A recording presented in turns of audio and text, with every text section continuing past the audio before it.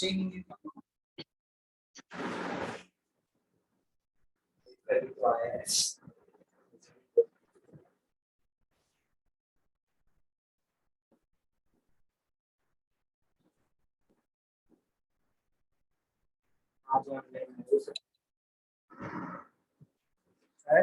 आज तो ऑनलाइन है पता नहीं क्या 5 बज के अगर तैयार हो सकूँ 5:20 हो जाएंगे तो कोई बात नहीं 5:20 में और दूसरा एकदम से पढ़ा रहा है क्या तुम्हारे बता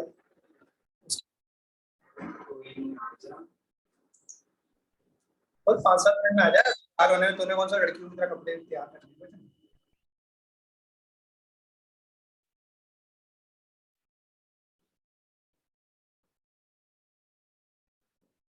इसमें बड़ा कोई तैयार हो क्या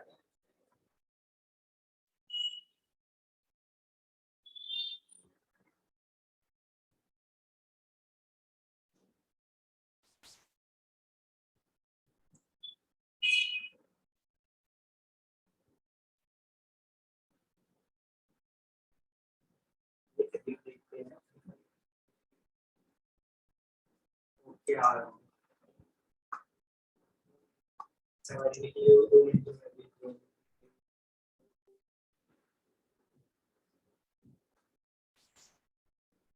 वैसे आपने से लिंक भी भेजते हैं पे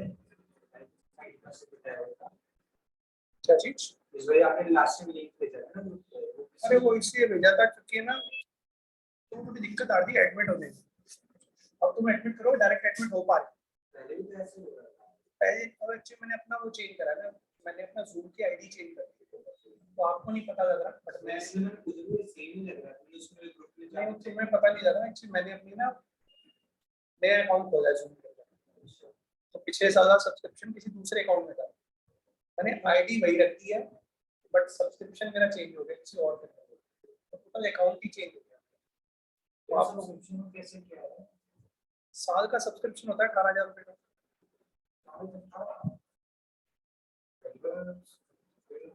ऐसे चला जाए मैं स्कूल वाले 40 मिनट अगर मैं वैसे चलाऊंगा 40 मिनट्स की मीटिंग होगी स्कूल वाले कर सकते हैं 40 मिनट की मीटिंग उनको कोई प्रॉब्लम का पीरियड ही 40 मिनट का होता है लेकिन हमारे को तो 1 घंटे की क्लास चाहिए होती है तो इसलिए मुझे पूरा 1 घंटे की क्लास लेने के लिए तो ऐसा करना ही पड़ेगा ऐसे सब्सक्रिप्शन कर दिया हाँ 18 पहले मैंने पिछले साल तो पूरा कर लिया था पिछले साल बट इस साल अभी नया स्टार्ट करना तो मैंने नया नए अकाउंट से रिन्यू करवाया 500,000 रुपए का ना डिस्काउंट मिल सकता है तो मैंने वो लिया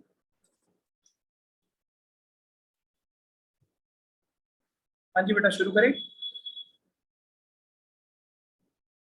मैं आपको पढ़ा रहा था लास्ट क्लास में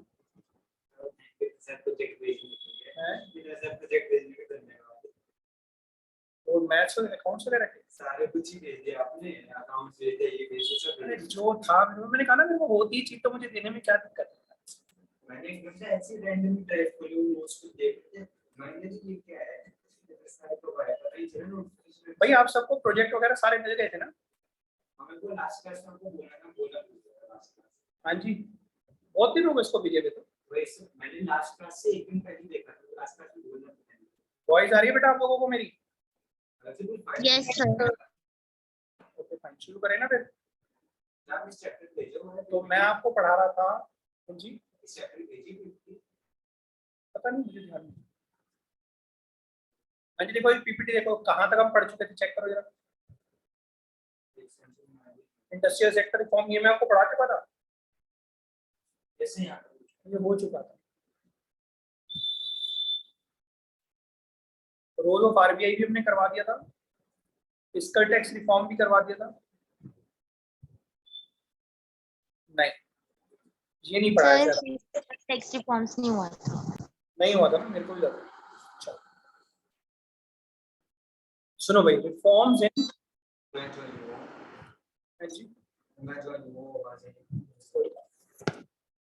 हाँ जी राजा आई थिंक अब बेटर क्लियर हो रहा होगा आपको yes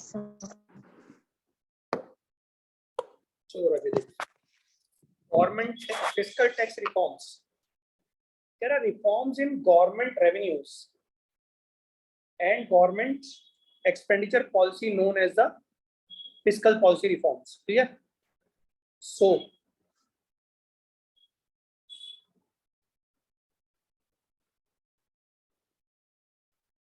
reduction in direct tax, हमारे डायरेक्ट टैक्स में रिडक्शन करा गया। मैंने आपको बताया पहले टैक्स रेट जो होता था 45% के नियर अबाउट होता था हमारे देश में।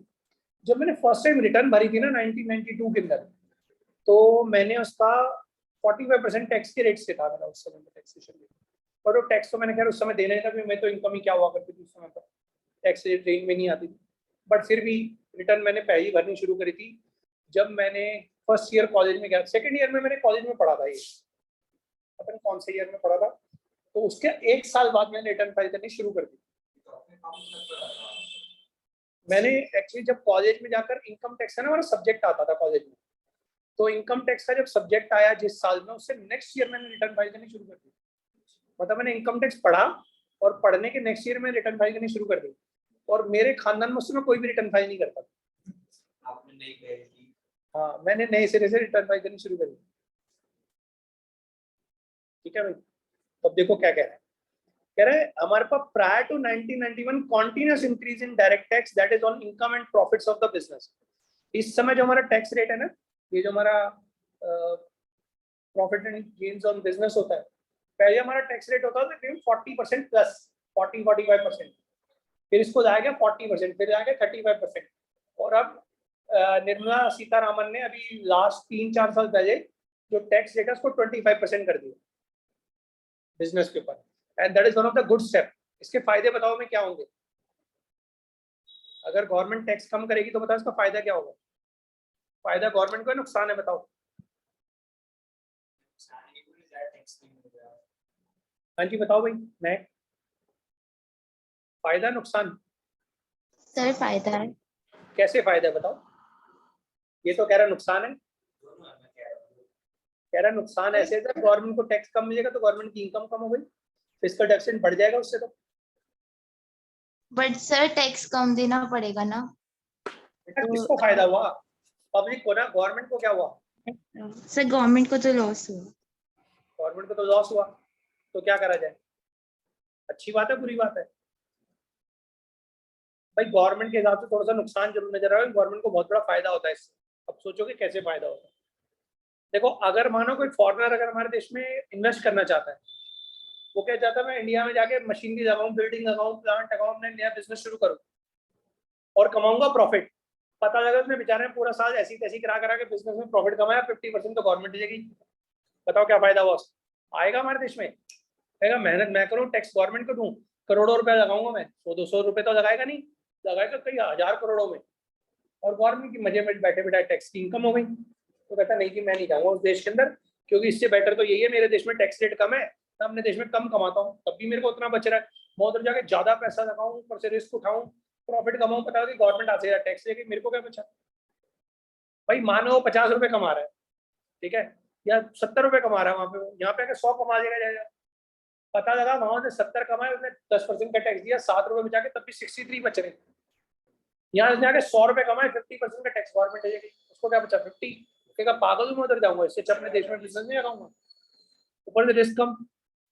तो क्या होता है, गवर्नमेंट को बहुत बड़ा फायदा होता है जब बहुत सारे नए नए यूनिट्स हमारे बिजनेस में लगने शुरू हुए थे because of foreign capital. Done.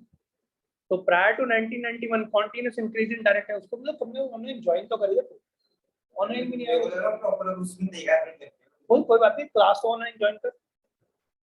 हाँ जी, now moderate tax on income tax encourage savings and disclosure of income correctly. Also corporate tax has been reduced. Corporate tax भी हमारा क्या हो गया? रिड्यूस हो गया। रिडक्शन इन डायरेक्ट टैक्सेस, हमारे डायरेक्ट टैक्सेस भी क्या हो गए? पहले से कम हो गए। ठीक है, रिडक्शन इन डायरेक्ट टैक्सेस।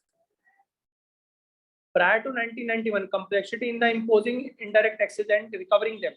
पहले हमारे को 1991 से पहले इनडायरेक्ट टैक्स का पता लगाना बहुत मुश्किल होता था और उसको रिकवर करना और भी बड़ी प्रॉब्लम थी। दुकानदार लोग होते खा जाते थे पैसे।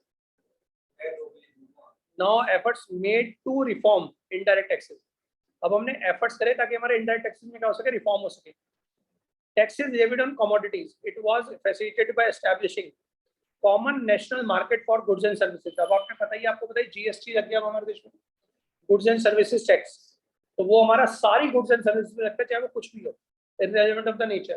तो ये हमारे पास कुछ एक चेंजेस हुए थे जो हमारे देश में होने शुरू हुए थे। हाँ जी, हाँ जी, तो ये हमारे पास कुछ एक चेंजेस आए थे जो हमने करने शुरू करे थे। क्लियर? Any doubt?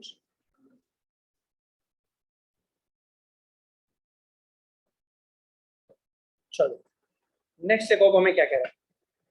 ये हो गए हमारे डायरेक्ट टैक्सेस के बारे में।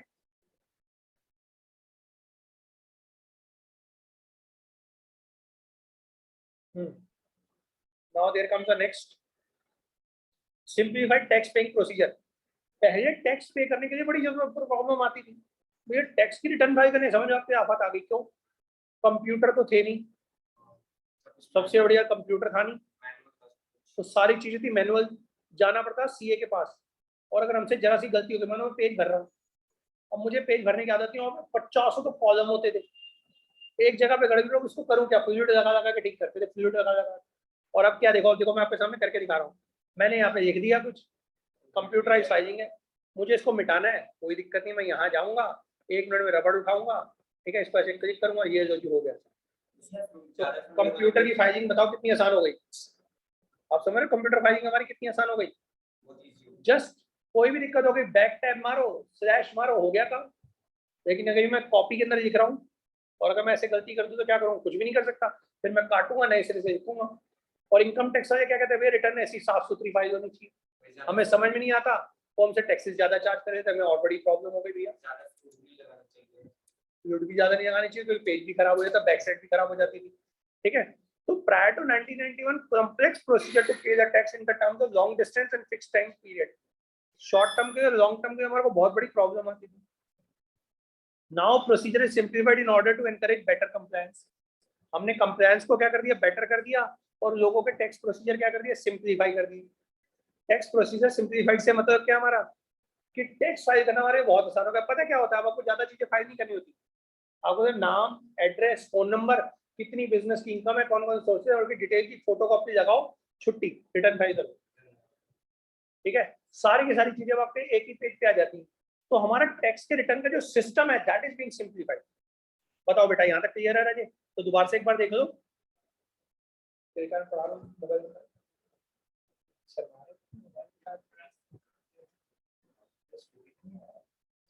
स्कूटी पे भागता हुआ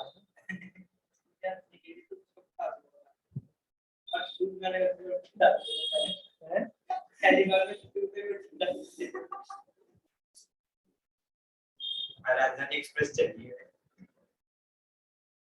हाँ जी, रिडक्शन इन डायरेक्ट टैक्स। पहली बात हमारे डायरेक्ट टैक्सेस को रिड्यूस करा गया, ठीक है। दूसरा क्या रिफॉर्म हुआ था? इनडायरेक्ट टैक्सेस में भी रिडक्शन करी गई और टैक्स के प्रोसीजर को सिंप्लीफाई करा गया। तो अगर आपसे पूछे कि बताओ भाई हमारे देश में टैक्स रिफॉर्म में किस तरीके के रिफॉर्म हुए, आप कहोगे जी 3 तरीके के रिफॉर्म हुए हमारे देश में। तो पूछेगा किस किस तरीके के, तो पूछेगा किस किस तरीके के रिफॉर्म हुए, आप कहोगे जी 3 तरीके के रिफॉर्म हुए हमारे देश में, ठीक है। तो पूछोगे किस किस तरीके के रिफॉर्म हुए। नंबर 1, डायरेक्ट टैक्स के रेट को रिड्यूस करा गया, इनडायरेक्ट टैक्स के रेट को रिड्यूस करा गया, और टैक्स जो रिटर्न फाइल करते थे उसके प्रोसीजर को भी क्या कर दिया गया? सिंप्लीफाई कर दिया गया।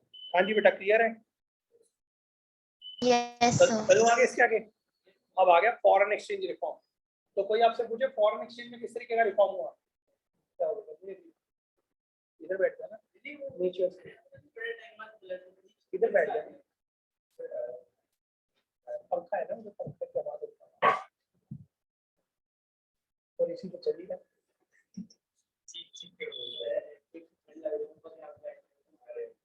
अब ये बताइए इसी का मुंह ले सकते हो।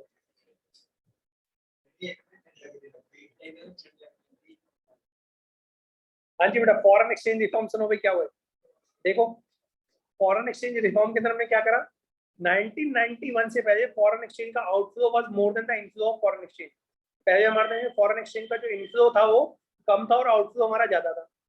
Now devaluation encourage exports and discourage imports, leading to increase in the inflow of foreign exchange. इससे हमारे देश में फॉरेन एक्सचेंज बहुत ज्यादा आना शुरू हो गया। हाँ जी बेटा, क्लियर है? Determination of foreign exchange rate. पहले जो फॉरेन एक्सचेंज का रिफॉर्म होता था ना हमारा कैसा था? कंट्रोल गवर्नमेंट की। तो बताओ इसका मीनिंग क्या है? शाबाश, पढ़ा चुका हूं मैं आपको चैप्टर। गवर्नमेंट डिसाइड करती थी फिक्स्ड रेट। हाँ तो इसको क्या बोलेंगे, कौन सा मेथड फॉलो होता था? Fixed exchange rate follow. दूसरा कौन सा होता था? फ्लोटिंग। तीसरा कौन सा होता था? डर्टी, जिसको हम तीसरा नाम क्या बोलते हैं? मैनेज्ड। राइट, क्लियर है बेटा? Yes, sir. फिक्स, फ्लोटिंग और मैनेज। तो पहले बताओ कौन सा रूल लगता था, फिक्स वाला, फ्लोटिंग वाला, मैनेज वाला? 1991 से हुए। तो लिखा भी हुआ fix exchange rate system. Earlier controlled by government, now government allowed market to propose to determine the foreign exchange rate. FE fix exchange rate मत पढ़ लेना कहीं इसको, इसका मतलब foreign exchange rate, foreign exchange rate है। स्कूल में सही चल रहा है। हाँ जी बेटा, क्लियर है?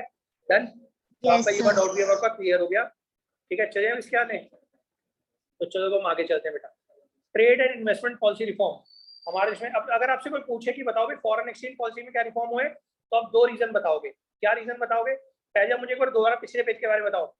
फिस्कल रिफॉर्म क्या क्या हुए थे, एक बार सोचो जरा ध्यान से। डायरेक्ट टैक्सेस के रेट को कम करा गया, इनडायरेक्ट टैक्स के रेट को कम करा गया, सिंप्लीफाई करा टैक्स प्रोसीजर सिस्टम। तीन बातें याद रहेंगी। अब आगे फॉरेन एक्सचेंज रिफॉर्म क्या हुआ? दो बातें हुई। नंबर वन, फॉरेन एक्सचेंज के रुपी को हमने, फॉरेन एक्सचेंज में रुपी को हमने क्या करा? डीवैल्यू करा, number one. Number two, foreign exchange rate जो फिक्स एक्सचेंज रेट सिस्टम था उसको हमने फ्लोटिंग पे बेस पे ले गए, मतलब मार्केट रेट पे ले गए, जिसको हम फिक्स फ्लेक्सिबल एक्सचेंज रेट भी कहते हैं या मार्केट एक्सचेंज रेट भी कहते हैं। तीन नाम है, market exchange rate, flexible exchange rate, floating exchange rate. ठीक है। दूसरा क्या नाम होता है? मैनेज, और मैनेज का दूसरा नाम क्या? Dirty exchange rate. हाँ जी, ठीक है बेटा, क्लियर रहेगी बात, याद रहती है? Joy? Yes, sir. Yes sir. Divyanshi done? पहले बताओ पॉइंट्स आपको याद रहेंगे नहीं रहेंगे, सारी बातें छोड़ दो। पहले मुझे ये बताओ, जो मैं पॉइंट्स आपको साथ साथ बोल रहा हूँ दिमाग में रहेंगे। अगर कोई आपसे बोले फिस्कल पॉलिसी में टैक्स में क्या रिफॉर्म आए, फिस्कल या टैक्स रिफॉर्म क्या है? मैंने बोला फिस्कल का मतलब खर्चा होता है रियल में। ठीक है, तो गवर्नमेंट के जो एक्सपेंडिचर और टैक्स की रिफॉर्म की जो इनकम थी वो क्या क्या, वो गवर्नमेंट डायरेक्ट टैक्सेस को कम करा, इनडायरेक्ट टैक्सेस को कम करा, और टैक्स पेइंग सिस्टम को क्या करा? सिंप्लीफाई करा। फिर आपसे पूछेगा फॉरेन एक्सचेंज रेट में क्या रिफॉर्म हुआ? दो रिफॉर्म वहां पे हुए।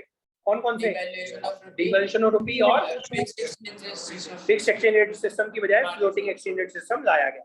डन बेटा, क्लियर होती बात? Yes, sir. चलो आगे बढ़ते हैं। Yes. अब आ गया trade and investment policy reform. Trade और इन्वेस्टमेंट की पॉलिसी में रिफॉर्म लगा। ट्रेड एंड इन्वेस्टमेंट पॉलिसी का रिफॉर्म का मतलब, जब हम दूसरे देशों से धंधा करते हैं, बिजनेस करते हैं, काम करते हैं, तो हमारा क्या होता है? प्रायर टू 1991, अरे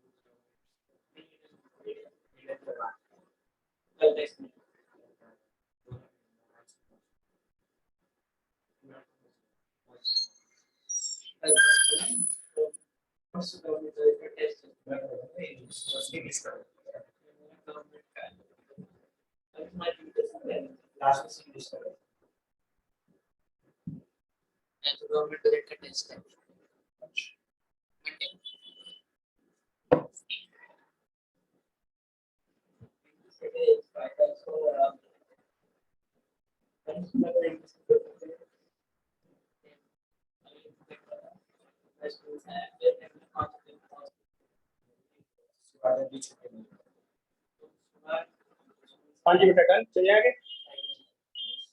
तो prior to 1991 India followed policy of quantitative restrictions on M and, मतलब जो इम्पोर्ट एंड एक्सपोर्ट है, एम एंड एक्स का मतलब है import and export. This is done by keeping tariffs very high. हमारे जो टैरिफ थे बहुत ज्यादा हाई रखे गए और रिजिड कंट्रोल ओवर ट्रेड। 1991 से पहले ये होता था, ये मत सोचना अब करा गया।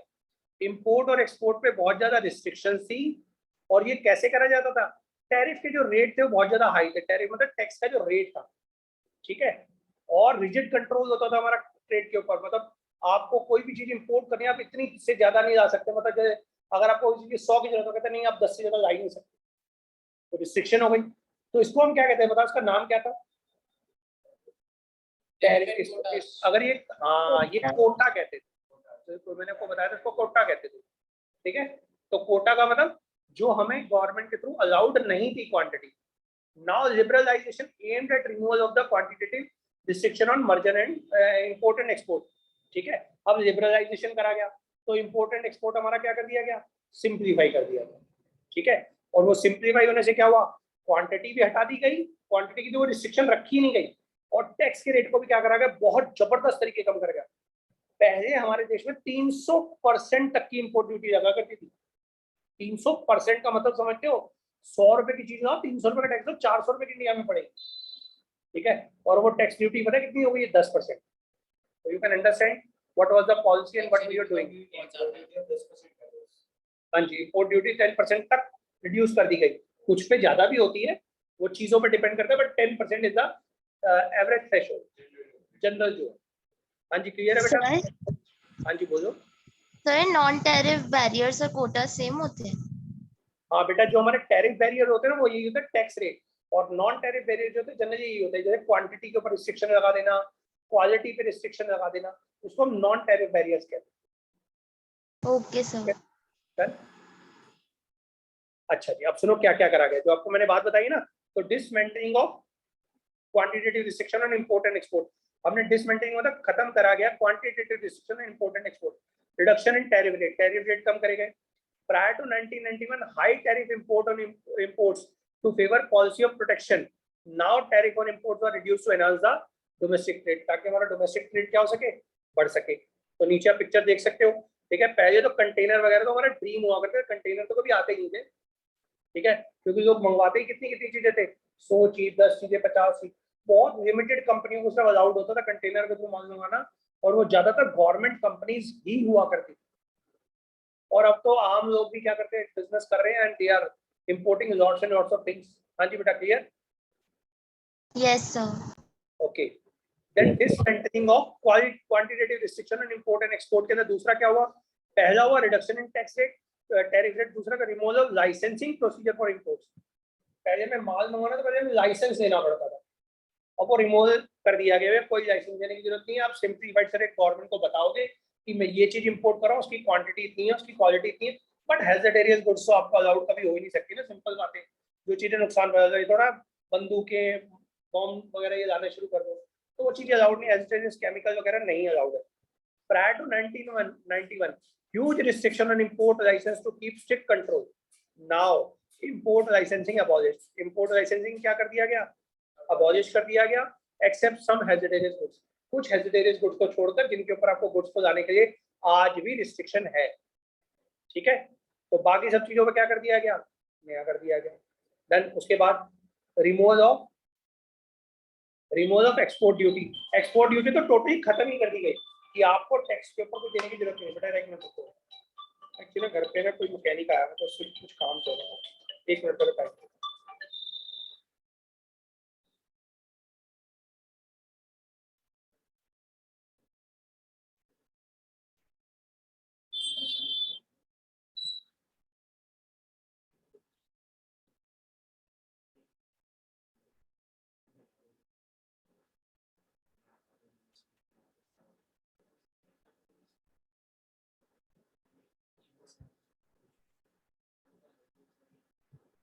हाँ जी देखो, नेक्स्ट एक्सपोर्ट ड्यूटी हमारी खत्म कर दी गई।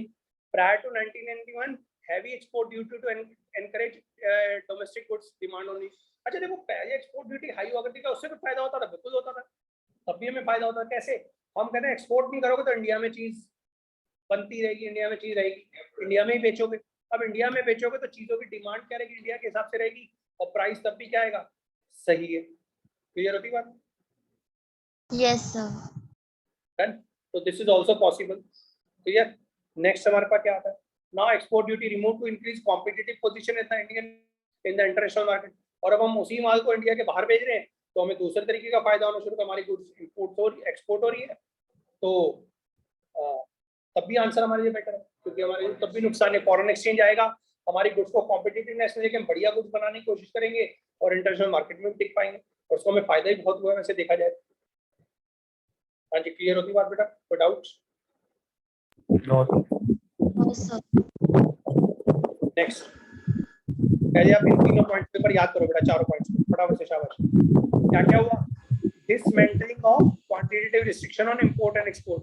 हमने क्वांटिटेटिव रिस्ट्रिक्शन को क्या करा, हटाया, इंपोर्ट पर भी और एक्सपोर्ट पर भी। उसके अंदर क्या क्या करा गया? सबसे पहले टैरिफ रेट को कम करा गया। किसी का माइक खुला हुआ, प्लीज एक मिनट बंद करो। Reduction on tariff rates, tariff rate हमारा कम करा गया। Removal of licensing procedure for import, हमारा जो लाइसेंसिंग प्रोसीजर था इंपोर्ट पर वो कम करा गया, ठीक है, लाइसेंस हटा दिया गया। Except few hazardous goods and removal of import duty. Clear होती? एक्सपोर्ट ड्यूटी को हमारा क्या करा गया, कम करा गया। हाँ जी, ठीक है बेटा, डन। नेक्स्ट पढ़ो privatization, transfer of ownership, management and control of the government sector enterprise to private sector. हमने गवर्नमेंट सेक्टर के एंटरप्राइज को क्या करा गया? पहले हमारे को, आपको पता ही है, गवर्नमेंट सेक्टर होता था, तो transfer of ownership, management and control of privatisation आ गया। एक चीज हमारी खत्म हो गई, कौन सी वाली? लिबरलाइजेशन। हाँ जी, अब हमारा प्राइवेटाइजेशन शुरू हो रहा है। 1 मिनट का टाइम दो प्लीज।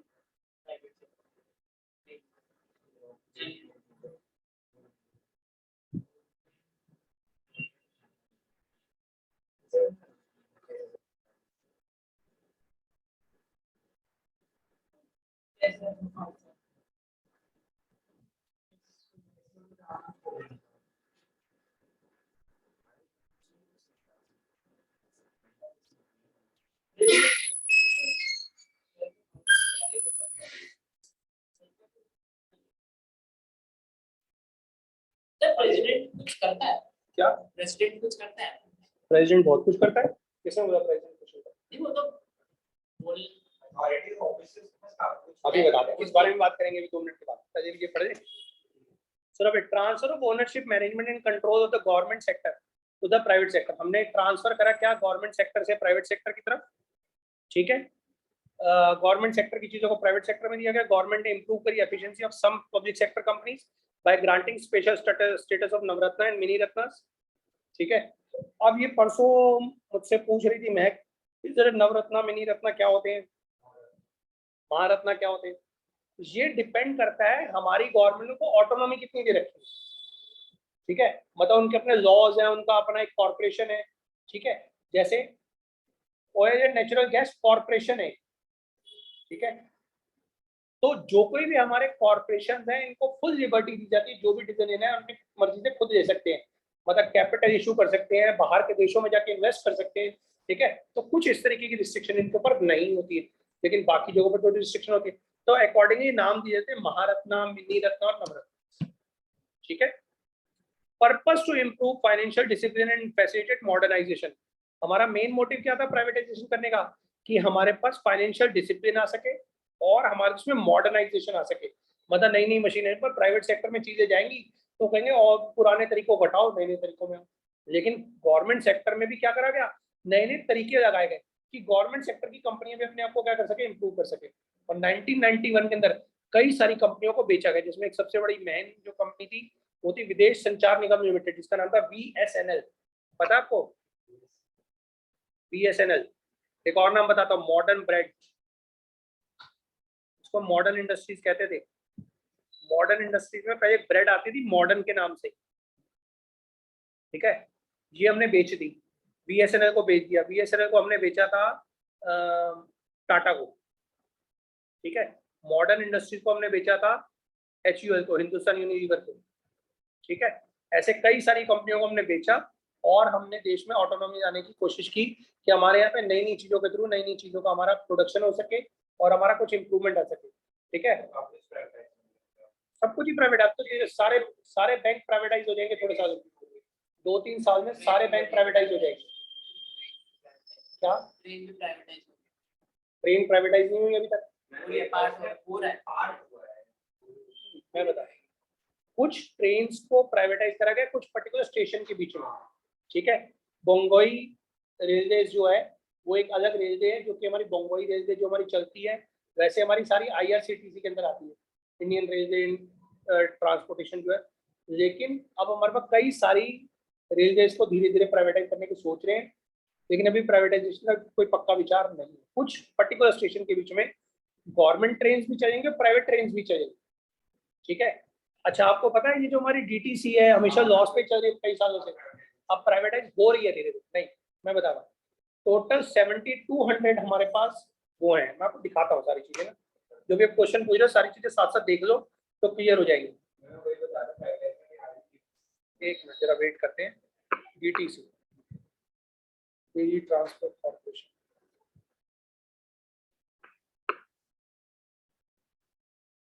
डीटीसी, इसके बारे में कल ही न्यूज आई हुई थी, कल मैं पढ़ रहा था इसकी news. Tata motor bags order, DTC places largest order for electrical buses in Tata.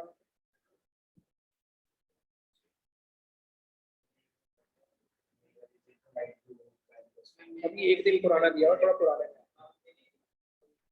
मैं देखी हूँ बैठने से लेकर उसको मुंह नहीं खाया। तक पकड़ता हूँ मैं, पर नॉर्मल वो नहीं मिलता है। बस बताती है हाथ से करो।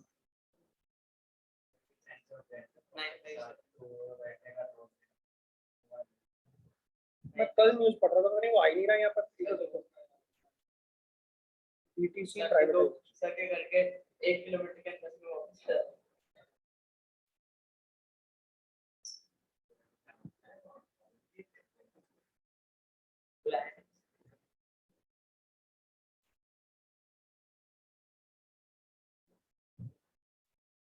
हाँ जी, देखो ये रहा,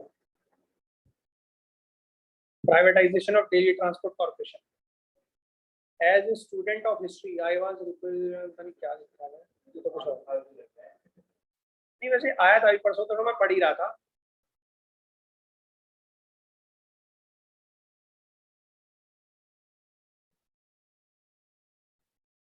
मैंने 2-3 दिन पहले ही लिखे नहीं किया। डीटीसी प्राइवेट डालो आई जाए। पता नहीं कौन सी जगह चल रहा है।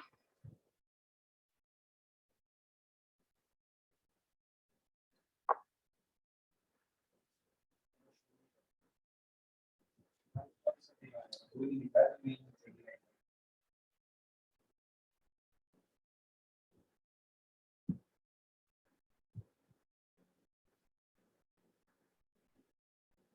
पता नहीं, मैं परसों पढ़ रहा था कहीं ना कहीं, वो न्यूज मुझे यहाँ नजर नहीं आ रही, तो मैं लगे आपको दिखाई देता। और जो आप दूसरा क्वेश्चन पूछ रहे थे उसको भी देख ही देता हूँ, लगे आपको देख तो रही हूँ।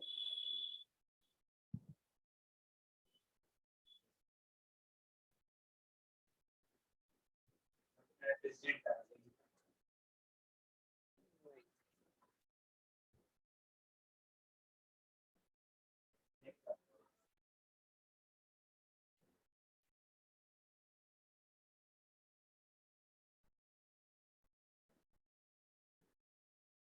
देखो भी ये रहा फ्रीक्वेंटली आस्क्ड क्वेश्चन जो हमें दे रखे हैं कि क्या पावर्स होती हैं हमारे पास, प्रेसिडेंट के पास। अभी आप क्वेश्चन पूछ रहे थे, तो you can search on it. Power तो होती है, कुछ करता है वो प्रेसिडेंट। पावर्स का पावर्स होती है, बट वो पावर एक्सरसाइज करेगा नहीं करेगा तो प्रेसिडेंट के ऊपर डिपेंड करता है टोटल। ये तो नहीं सर। हम्म,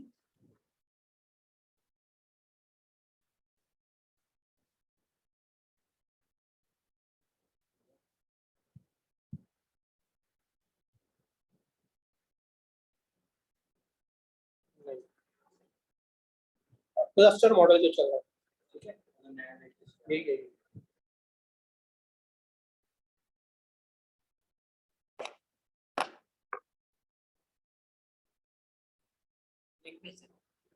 आउटलुक के अंदर आया हुआ है, तो आप उसको देख सकते हो। मेरे को अभी यहाँ पे नजर नहीं आ रहा मेरे को जो मैं न्यूज़ देख रहा हूँ, क्योंकि डीटीसी के ऊपर मैंने थोड़े दिन पहले न्यूज़ पढ़ रहा था, I was working for the news कि डीटीसी के ऊपर कोई ना कोई न्यूज़ आई हुई थी कि एक है ना नया मॉडल शुरू करा है गवर्नमेंट ने, क्लस्टर मॉडल।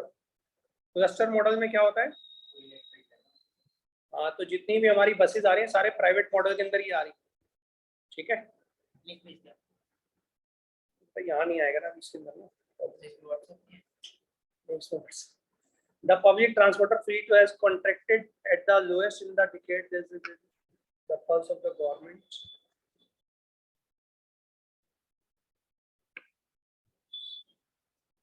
नहीं, कहीं पर नहीं बता, वो न्यूज़ ही नहीं है यहाँ पर। चलो शुरू करें भाई, दोबारा वापस बैक टू द पवेलियन जो चल रहा है, पहले उसकी बात कर रहे थे।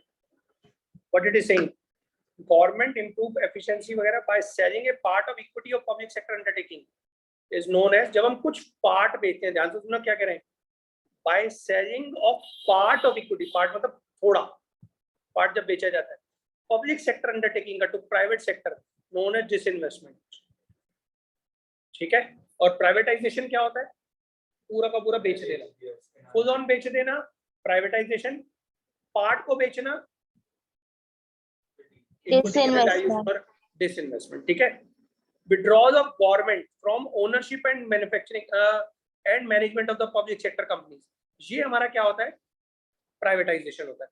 तो ये हमारा जो प्राइवेटाइजेशन होता है, मॉडर्नाइजेशन किस तरीके से होता है, ये जो हमारा प्राइवेटाइजेशन हुआ दो तरीके से हुआ। कौन कौन से तरीके से, number 1 by selling a part of equity, और number 2 withdrawal of the government from the ownership and the management of the public sector company.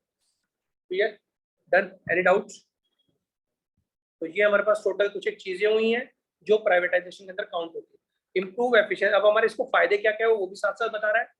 Government ने इंप्रूव करी efficiency of some public sector undertaking by granting special status of Navratna and Mini Ratnas and purpose to improve financial discipline and facilitate modernization। हमारा main purpose क्या था, ये हमने क्यों करा, इसका मेन पर्पस, प्राइवेटाइजेशन का मेन पर्पस बता रखा है। क्या पर्पस था, कि हमारी फाइनेंशियल डिसिप्लिन आए और फैसिलिटेट मॉडर्नाइजेशन हो।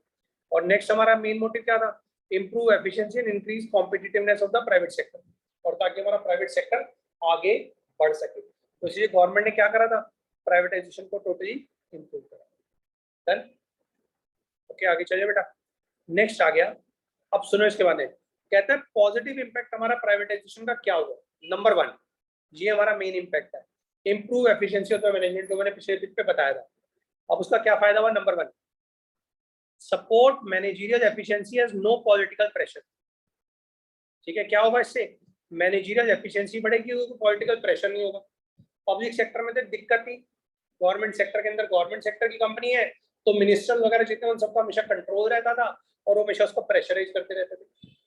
Next, quick decision without interference by government, हमारी विदाउट इंटरफेरेंस ऑफ गवर्नमेंट के कारण पॉलिटिकल प्रेशर अब है नहीं, तो उससे एफिशिएंसी मैनेजमेंट की कैसे बढ़ेगी, कि हमारे क्विक डिसीजन ले सकते हैं without interference of the government. Government के इंटरफेरेंस की अब हमें जरूरत नहीं है, तो हम कुछ भी कर सकते हैं विदाउट गवर्नमेंट इंटरफेरेंस।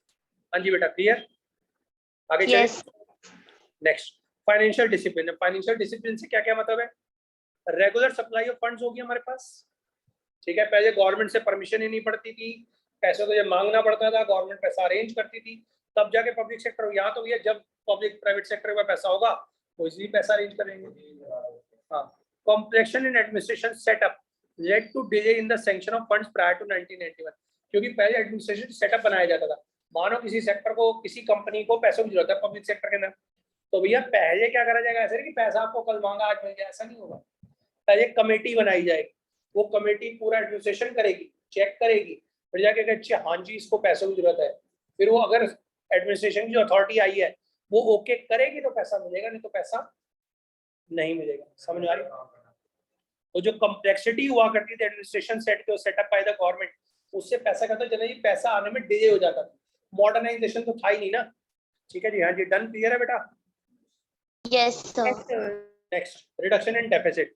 पहले मैंने आपको बताया था गवर्नमेंट की कंपनी ज्यादातर किस पे चलती थी, लॉस पे चलती थी, तो लॉस पे चलने से हमें बड़ा नुकसान होता था। ठीक है, ज्यादातर कंपनी लॉस पे चल रही हैं तो हमारे को थोड़ी प्रॉब्लम चल रही है। ठीक है, अब क्या हुआ, prior to 1991 government expenditure exceed revenue cost deficit, government के खर्चे ज्यादा होते, इनकम कम होती, जिससे डेफिसिट होता था। अब हमारा इसके होने से क्या हुआ, reduction spending on non development expenditure, reduce spending on, अब हमारा खर्चा जो था कम हो गया किस पे, नॉन डेवलपमेंट एक्सपेंडिचर पे। खर्चा अब सिर्फ किस पे हो रहा है, खर्चा जो नॉन डेवलपमेंट एक्सपेंडिचर पे तो कम हो गया, और खर्चा किस पे होना शुरू हो गया, development expenditure. Done, clear. Yes competitiveness बढ़ गई भाई जब प्राइवेट सेक्टर आ गया। पहले हमारी जो कंपनीज उनकी मोनोपोली थी गवर्नमेंट सेक्टर के अंदर, वो कहते थे हम जो बना रहे हैं वही बढ़िया, जो क्वालिटी बन रही है वही बढ़िया, जो क्वांटिटी बन रही है वही बढ़िया। अब क्या हुआ, प्राइवेट सेक्टर आ गया तो उनको उसके साथ कम्पीट करेंगे तो आगे बढ़ पाएंगे। सबसे बढ़िया एग्जांपल अपनी आंखों के सामने देखा था ना, मैं आपको 2 नेटवर्क बता रहा हूँ, MTNL नाम सुना हुआ आपने, सुना होगा कभी किसी जमाने में हुआ करता था, BSNL नाम तो सुना होगा कभी ना कभी, आपके घर पे भी लगा हुआ होगा। अब बताओ इसकी कंपनी है, इसका एक मोबाइल नेटवर्क होता है डॉल्फिन, है किसी के पास,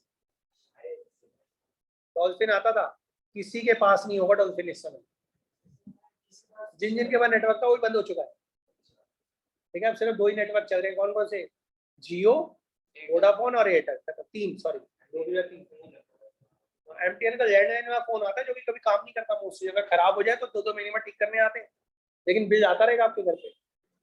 ठीक है, BSNL की और भी थकी हुई कंपनी है, ये दिल्ली में काम ही नहीं करती, किसी और स्टेट में ही काम करती है, तो ये बहुत बड़ी प्रॉब्लम थी हमारे देश में। अब सुनो, सबसे बड़ी बात बताता हूँ आपको, ये जो BSNL और MTNL है ना, सबसे पहला 4G नेटवर्क इन सबको ही मिलता है। 4G नेटवर्क जो है इनको मिलता है सबसे पहले, BSNL और MTNL को। अब मानो एयरटेल को चाहिए 4G नेटवर्क, देगा कौन इनको, ये देंगे, BSNL देगा और एयरटेल देगा, क्योंकि इनको मिला हुआ सारा। अब ये डाटा मिलेगा सिर्फ सबसे पहले इनको, एयरटेल को, वोडाफोन को अगर चाहिए तो वो किससे देंगे, जाकर MTNL और BSNL, मतलब इनको मेन मिला हुआ है जो इसको बेचेंगे। और सोचो इनके नेट हमेशा चालू रहते हैं, इनके नेटवर्क में कभी प्रॉब्लम, इनका नेटवर्क हमेशा डाउन रहता है। MTNL का नेटवर्क हमेशा आपको डाउन ही मिलेगा, कभी भी कॉल करो जी हमारा सर्वर डाउन है, सर्वर ठीक होगा तो काम करेंगे। BSNL में भी सेम प्रॉब्लम है, MTNL में सेम प्रॉब्लम। तो what is happening, that means कुछ ना कुछ तो गड़बड़ है। ये जानबूझ के क्या करते हैं कि मैनेजमेंट और इनके लोग जो होते हैं अपने नेटवर्क को डाउन रखेंगे ताकि लोग इनको छोड़े और कहाँ जाके काम करें, एयरटेल, वोडाफोन और जियो में जाके नेटवर्क खरीदे। तो लोग धीरे धीरे इनके ऊपर से विश्वास ही उठ गया और ये कंपनियां ना बंद होने की कगार पे पहुंची हुई। ठीक है, समझ रहे मेरी बात। तो ये हमारा एक बहुत बड़ा प्रॉब्लम है MTNL, BSNL वगैरह की। तो ये प्रॉब्लम तभी नहीं थी, आज भी है और सदा सदा बनी रही। हाँ जी, क्लियर, डन। तो कॉम्पिटिटिवनेस हमारे देश में बढ़ा, private capital and management capabilities effectively utilize to improve performance. हमारी प्राइवेट कैपिटल आई और मैनेजरियल कैपेबिलिटी आई। नहीं भाई, टाटाज आ गए, बिरलाज आ गए, अंबानी आ गए, इनकी कैपेबिलिटी बहुत ज्यादा है। ठीक है, यूटिलाइज टू इंप्रूव परफॉर्मेंस, उससे हमारी परफॉर्मेंस को क्या करा गया, इंप्रूव करा गया। Encourage competitiveness in the domestic and international market, और इससे क्या हुआ, कॉम्पिटिटिवनेस और डोमेस्टिक इंटरनेशनल मार्केट में हमारी क्या होगी, कॉम्पिटिटिवनेस बढ़ गई। ठीक है, किसके कारण, बिकॉज ऑफ प्राइवेटाइजेशन के कारण एंड डिसइन्वेस्टमेंट।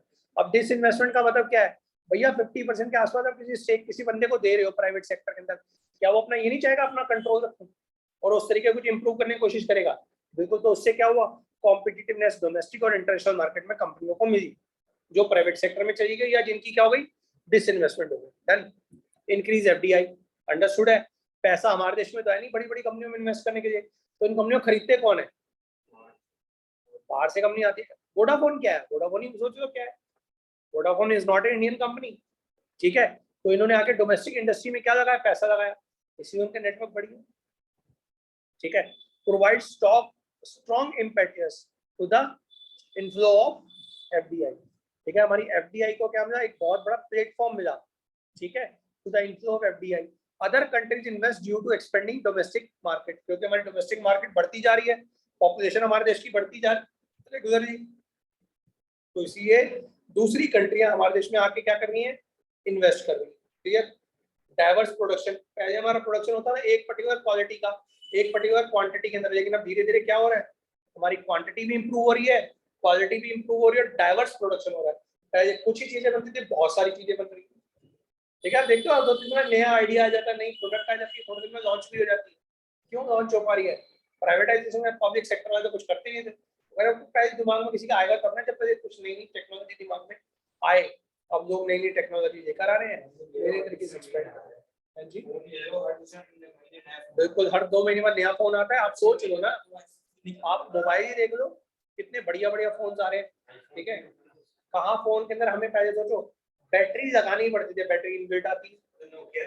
ठीक है, बैटरी हो गई। फिर हमारे पास क्या होता था, कैपेबिलिटी, अगर मानो डाटा चाहिए होता था तो हमारे को मानो डाटा रखने के लिए क्या चाहिए, मेमोरी कार्ड चाहिए। मेमोरी कार्ड खत्म हो गए भैया, इनबिल्ट मेमोरी इन्होंने इतनी दे दी कि पहले कितने जीबी का मेमोरी कार्ड डालते थे पता है, 2 GB का। वो बहुत बड़ा होता था 2 GB। 1 GB का मेमोरी कार्ड आता था, 512 KB का जीबी वो आता था, MB का मेमोरी कार्ड आता था, जो मोबाइल में लगाया करते थे। होती वो भी मेमोरी। और अब सोचो कितनी मेमोरी हमें कम पड़ रही है मोबाइल के अंदर। 128 GB में हमारे कम है, 256 GB इस समय मेमोरी कार्ड आ रहे हैं अंदर, इनबिल्ट जो आ रहे हैं। ठीक है, तो बताओ कोई बंदा मेमोरी कार्ड खरीदने जाएगा? पैसे बच भी गए, बढ़िया। कैमरा की क्वालिटी देख लो आप, क्या जरूरत है हमें कोई भी बड़े बड़े मोबाइल वगैरह। अच्छा, आपको पता है मेगापिक्सल जो आते हैं, 12 मेगापिक्सल का कैमरा आ रहा है, 18 मेगापिक्सल का कैमरा आ रहा है, अब तो 100 मेगापिक्सल के कैमरे आ रहे हैं। अच्छा, आपको पता है जो सबसे बढ़िया कैमरा आता है वो कैमरा कितने का आता है, जिसके अंदर मूवीज वगैरह बनती है? 15 से 20 लाख का आता है। 15 से 17 लाख का आता है वो कैमरा। अच्छा उसमें कितने मेगापिक्सल का कैमरा होता होगा अंदाजा? सर 3 या 4। 17 मेगापिक्सल का कैमरा होता है, 17। और द कैमरा की कॉस्ट है 17 lakhs। ये आपको गलत फहमी है, मेगापिक्सल के ऊपर कैमरा हमारा डिपेंड करता है। मेगापिक्सल से हमारे कैमरे की क्वालिटी का कोई लेना देना नहीं होता। अच्छा चलो, आपको दूसरी बात बताओ, सबसे बढ़िया कैमरा कौन से मोबाइल का होता है बताओ? आईफोन के मेगापिक्सल बता दो कितने होते हैं, बता दो। 3 या 4। है जी, 3 या 4। 8 से 12 मेगापिक्सल का कैमरा होता है, और कैमरा की क्वालिटी सबसे बेटर होती है। तो पहली बात तो कैमरा मेगापिक्सल पे डिपेंड नहीं करता, वो एफपी पे डिपेंड करता है, एपीएक्स पे डिपेंड करता है, एफपीए पे डिपेंड करता है। हाँ जी, क्या सर कैमरा के सेंसर पे डिपेंड करता है, जितना बड़ा कैमरा का सेंसर होगा उतनी बेटर क्वालिटी आएगी। बिल्कुल, तो कैमरा हमारा इस बात पे डिपेंड करता है, जो दिखाते हैं ना मेगापिक्सल, इतने मेगापिक्सल का कैमरा, वो सब बेवकूफ बनाते हैं सर। ठीक है, हम लोग समझो 54 मेगापिक्सल का कैमरा है, अबे 64 मेगापिक्सल का, 108 मेगापिक्सल का, सब बेकार होते हैं, क्वालिटी कोई इंप्रूव नहीं होती। उसके अंदर 101 जिसका नाम। चलो देखें आगे, डाइवर्स प्रोडक्शन। अब हमारा प्रोडक्शन क्या है? Diverse function efficiency to satisfy unlimited want and create market for production. अब हमारे देश में जो कंपनी ने फंक्शन करना शुरू करा, वो कैसे करना शुरू करा? Efficiently to satisfy unlimited wants, लोगों की वांट्स तो कैसी अनलिमिटेड है, and to create market for production, result in diversification, जिससे हमारे देश में क्या हुआ? डाइवर्सिफिकेशन हुआ, और प्रोडक्शन में भी क्या हुआ? एक्सपेंशन हुआ। ठीक है, तो ये हमारे कुछ एक चेंजेस आए थे जिसके कारण प्राइवेटाइजेशन में। तो पॉजिटिव इम्पैक्ट हमारा प्राइवेटाइजेशन में क्या क्या हुआ, ये मैंने आपको बता दिया। डन, बताओ बेटा, यहाँ तक कोई डाउट है राजीव? No sir. अब अंडरस्टूड है, किसी चीज के कुछ फायदे होते हैं तो कुछ ना वो नुकसान भी जरूर रहते हैं, ये तो आपको पता ही है। ठीक है, तो वो नेगेटिव इम्पैक्ट देखते हैं हम क्या क्या हुए, वो नेक्स्ट पेज पे आ रहे हैं। पहला, नेगेटिव सोशल इंटरेस्ट। हमने सोशल इंटरेस्ट को टोटली खत्म कर दिया। Objective is profit maximisation done at a cost of social welfare. भाई पहले क्या होता था, गवर्नमेंट कंपनी चीजें बनाती सस्ती, हर बंदा अफोर्ड कर सके, अफोर्डेबिलिटी होती थी, लेकिन अब चीजें हो रही है महंगी, मैक्सिमम प्रॉफिट हमारा बनाने की कोशिश की जाती है। तो social pattern of society just a dream reality, और उसे सोच ही रह गई कि पहले चीजें बना करती थी फ्री में, चीजें सस्ती हुआ करती थी, ऐसा कुछ नहीं होता। अब चीजों के रेट धड़ाधड़ बढ़ते चले जाते हैं जैसे जैसे हमारी कॉस्ट बढ़ती जाती है। Number 2, high price goods. जो हमारी गुड्स का प्राइस है बहुत ज्यादा हाई हो गया। High price goods work on market mechanism. Market mechanism के बेस पे काम करता है, डिमांड और सप्लाई के बेस पे। ठीक है, जिससे हमारा क्या आता है? इन्फ्लेशन आता है। डिमांड बढ़ रही है, सप्लाई भी बढ़ रही है, तो इन्फ्लेशन आ रहा है। इन्फ्लेशन नॉट कंट्रोल्ड में अफेक्ट मेजॉरिटी एडवर्सली। अब अंडरस्टूड, अगर हमारा इन्फ्लेशन कंट्रोल नहीं होगा तो क्या होगा, उससे सब लोगों पे इम्पैक्ट आएगा, तो मेजोरिटी ऑफ लोगों को नुकसान होगा ही होगा, क्योंकि ज्यादातर लोग तो हमारे उसमें पॉपुलेशन तो गरीब ही है ना ज्यादातर तो। ठीक है, next, monopolistic control. Private owners have monopoly control over the market. अब प्राइवेट ओनर्स पहले पब्लिक सेक्टर की मोनोपोली होती थी, प्राइवेट सेक्टर की मोनोपोली होने लग पड़ी है। ठीक है, concentration of power in few hands. और हमारे देश में क्या हो रहा है, पूरा जो कॉन्सेंट्रेशन हो रहा है वो कुछ लोगों के हाथ में जाता चला जा रहा है। Hindrance in achieving full employment. हमारे देश में फुल एम्प्लॉयमेंट अचीव नहीं हो पा रही, क्यों? क्योंकि मॉडर्नाइजेशन हो रहा है, नई नई मशीनें आ रही हैं, नई नई मशीनों से प्रोडक्शन बढ़ रहा है, और प्रोडक्शन होने के कारण क्या हो रहा है, लोगों को हम रिट्रेंच करते जा रहे हैं, निकालते जा रहे हैं, रिट्रेंचमेंट हो रहा है। हम लोग कहते हैं तुम हमसे वॉलंटरी एम्प्लॉयमेंट ले लो, ठीक है, तुम हमसे इकट्ठे पैसे ले लो और निकल जाओ। हम कहते हैं वो हमें सस्ता पड़ रहा है एम्प्लॉय को निकालना, क्यों? क्योंकि 10 लोगों की बजाय एक मशीन लगाई, 10 लोगों का काम एक साथ ही कर रही है। क्या हो गया, उन्होंने उनको 2-2 लाख रुपए दे भी दिए अगर टोटल पूरी साल के, तो हमें पता लगा मशीनें हमारी उनसे कई गुना ज्यादा काम कर रही है। ठीक है, profit is the motive and to cut cost में कॉज। अब हमारा प्रॉफिट हमारा मेन मोटिव, तो हम कॉस्ट को कम करना है, कॉस्ट कम करने का लोगों को निकालो। ठीक है, voluntary retirement due to unsatisfactory job condition. हमारी जॉब कंडीशन भी क्या होती जा रही है, वो हमारी अनसेटिस्फैक्टरी होती जा रही है, तो वॉलंटरी रिटायरमेंट दे रहे हैं हम लोगों को, ये भी हमारे लिए नुकसान। नेक्स्ट, ये बताओ यहाँ तक बातें क्लियर है बेटा? तो आज मैंने आपको पूरा का पूरा प्राइवेटाइजेशन कंप्लीट करवा दिया। ठीक है, लिबरलाइजेशन के पार्ट भी बता दिया। हाँ जी, बोलो बेटा क्या कह रहे हैं? सर रिट्रेंचमेंट का मीनिंग क्या होता है? रिट्रेंचमेंट का मतलब बेटा जॉब से निकाल देना। जैसे मानो एक होता है किसी बंदे को जॉब में रिटायरमेंट दे देना, भाई आप रिटायर हो गए, एक एज अचीव कर ली तो आप रिटायरमेंट हो गए। रिट्रेंचमेंट का मतलब होता है किसी भी रीजन से अपने एम्प्लॉय को निकाल दिया, जैसे कि कंपनी ने लॉकडाउन कर दिया, कंपनी बंद कर दिया, तो ठीक है भाई रिट्रेंच कर दो एम्प्लॉय को, कुछ एम्प्लॉय को जॉब से निकाल दो, रिट्रेंचमेंट कहते हैं बेटा उसको। ठीक है, एक एम्प्लॉयमेंट की रिटायरमेंट की एज नहीं है किसी बंदे को, लेकिन हमने उससे पहले ही निकाल दिया उस बंदे को कि भाई हमारे पास तो काम धंधा ही नहीं है, ठीक है, और हमारा बिजनेस के अंदर मशीन में रॉ मटेरियल नहीं मिल रहा, हमारी मशीनों के अंदर ये प्रॉब्लम वो प्रॉब्लम, 10 तरह की प्रॉब्लम गिनवाई, लॉकडाउन करा, कंपनी को बंद कर दो। ठीक है, अब क्या होगा, रिट्रेंच कर दो employ.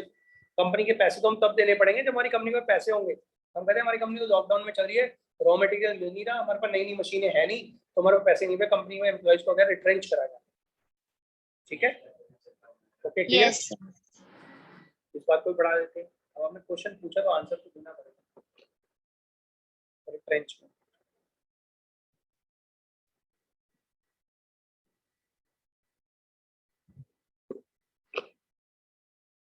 what do you mean by retrenchment?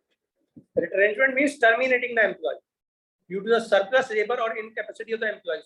हमारे पास एम्प्लॉइज की जो कैपेसिटी है वो सरप्लस हो गई है, कैपेबिलिटी सरप्लस हमारे पास लेबर हो गई है, या हमारी कैपेसिटी जो है इनकैपेसिटी हो गई है एम्प्लॉइज की, to match the performance standard of the company. Company जो परफॉर्मेंस स्टैंडर्ड है उसके हिसाब से काम नहीं, तो एम्प्लॉय को निकाल दो। ठीक है, what is the retrenchment of employees? Retrenchment is the termination of employee by employer for reasons other than the punishing melted by the disciplinary action। कोई disciplinary action नहीं है, वैसे ही निकाल दिए, काम नहीं है। Employees termination in such manner are financially compensated by the employer। कुछ compensation दिया था, मैं आपको 6 महीने की सैलरी दे देंगे, 4 महीने की सैलरी दे देंगे, तो ये ले लो जाओ। This kind of compensation known as retrenchment compensation। ठीक है, what is an example of retrenchment compensation? An example of retrenchment is a company laying off employees to get back within the budget। और company हमने budget के अंदर काम करना चाहती है, हमारा खर्चा इतना, हम इतना ही काम करेंगे। रैम्परेट और breast work with in the main fortification, मतलब जो हमारा काम चल रहा है, फोर्टिफिकेशन मतलब बिजनेस के अंदर रहना, सीमाओं के अंदर। Reduction and the curtailment often referring to the business और government agency cutting back operations और लेइंग ऑफ वर्कर्स, वर्करों को निकाल दो। हाँ जी, ठीक है, डन? Yes sir. और बोलो। ये होता है national bank for rural development. ठीक है, एग्रीकल्चर एंड रूरल डेवलपमेंट के जो बैंक होता है उसका नाम है नबार्ड। नबार्ड भी देख लो, नबार्ड का मतलब समझो, उसने क्वेश्चन पूछा है व्हाट इज नबार्ड, तो नबार्ड की मैं आपको फुल फॉर्म दिखा रहा हूँ, वो यही होगी। वही बात है बेटा, मुझसे पूछा करो ना, मैं आपको और चीज हाथ क्या दिखाता हूँ। देखो क्या बताया मैंने आपको, national bank for agriculture and rural development, done. ये होता जी नेशनल नबार्ड, जो आपने क्वेश्चन पूछा, वर्ड सही बताया था मैंने आपको। ठीक है, तो ये that is national bank for agriculture and rural development होता है, नाबार्ड। देखो बेटा, जैसे मुझे नाम याद रहते हैं ना, मैं आपको पूरी आपने बोला, मैंने इमीडिएटली आपको नाम बता दिया, तो you must know all these names on your own. ठीक है, ये सब नाम आपको, ठीक है, आपको पता है। एक होता है आरडीबी, रूरल डेवलपमेंट बैंक, ठीक है। एक होते हैं आरआरबीज, हाँ जी, हाँ, आरआरबी होते हैं जो रिकंस्ट्रक्शन बैंक्स होते हैं, ठीक है। रेलवे रिक्रूटमेंट बोर्ड भी है, बट इसका रियल नेम जो होता है आरआरबी, रूरल रिकंस्ट्रक्शन बैंक कहते हैं वैसे हम, जो रूरल एरिया को रिकंस्ट्रक्ट करने का काम करते हैं।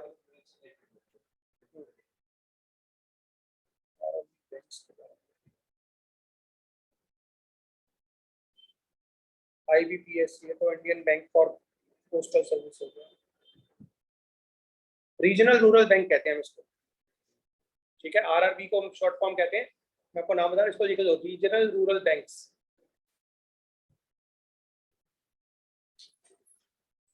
Regional rural banks, RRB.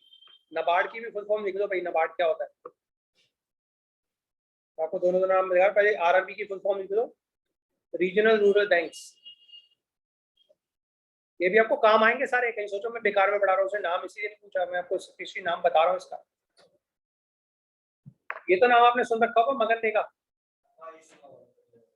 क्या होता है मगन नेगा? Sir employment scheme. क्या है उसकी फुल फॉर्म, क्या है? Mahatma Gandhi, sir Mahatma Gandhi national rural development act. नहीं, रूरल डेवलपमेंट एक्ट नहीं है, national rural employment guarantee act, ठीक है। आपको फुल फॉर्म पता होनी चाहिए, इन सब की लिख लो। नेशनल, ये है Mahatma Gandhi national rural employment guarantee act, इसको भी याद करो, मगन रेगा। ये 2009 में आया था, ऐसे 2005 में आया था। नरेगा भी कहते हैं हम इसको, नरेगा को कन्वर्ट करा गया था Mahatma Gandhi national rural employment programme में 2009 के अंदर। नरेगा आया था 2005 के अंदर। नरेगा सर आरआरबी तो regional rural banks, regional rural banks. चलते हैं बेटा, कोई बात नहीं, दोबारा चलेंगे उसको, देखो। हाँ जी राजे, पढ़ो, रीजनल रूरल बैंक्स। ये ना 2-2, 3-3, 4-4 नाम है ना, रोज रोज याद करने की आदत डाल दो, तब जाके याद होंगे, नहीं तो भूल जाओगे आपको दोबारा। और ये वाला नाम तो बार बार ही भूलोगे, महात्मा गांधी वाला। जैसे मैं कभी कुछ और बता रहे थे ना लास्ट में, ऐसे ही आप लोग किसी नाम बताओगे, कोई बड़ी बात नहीं है, ठीक है। तो क्या क्या इसका पढ़ लो, Mahatma Gandhi national rural employment guarantee act, ठीक है। मगनरेगा, हाँ मगनरेगा, उससे पहले क्या था, नरेगा था। आपके मोबाइल में आ नहीं रहा क्या? मोबाइल में आ नहीं रहा ये चीजें जो खोल नहीं रखा, बंद कर दिया।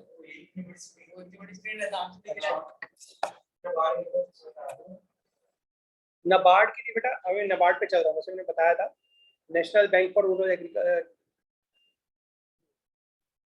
National bank for agriculture and rural development.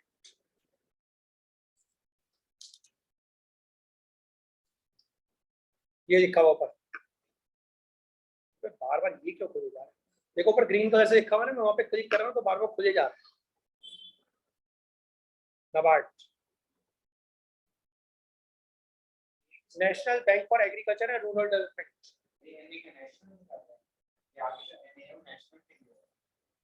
NA मतलब नेशनल के लिए हमने एनए लिखा हुआ। एक चीज और बतानी थी आपको इसी के साथ में, जब ये पढ़ ही रहे हैं तो एक नाम और याद करो,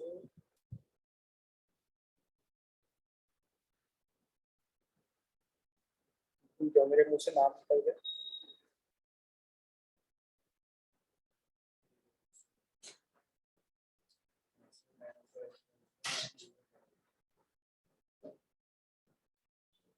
मेरे मुंह पे वर्ड नहीं आ रहा है, बता।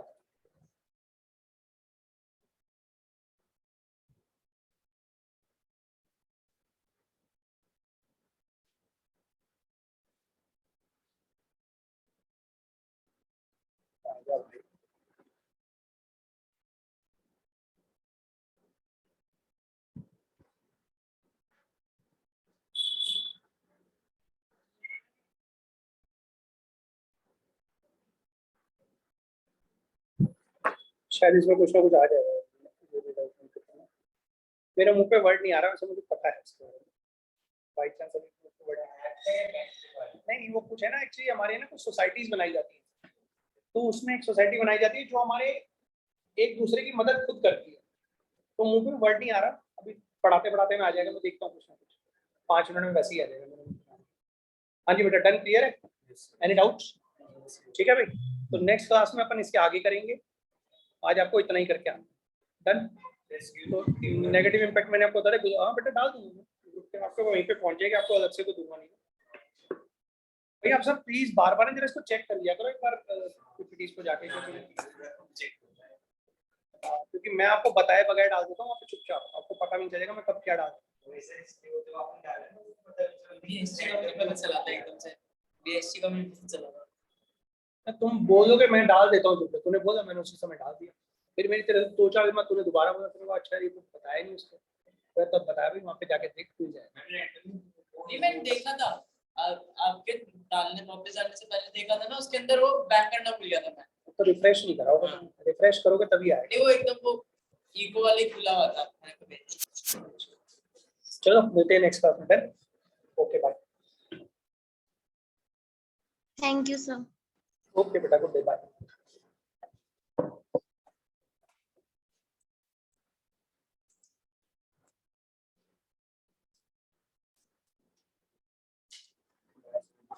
बाय बेटा, बाय। क्या?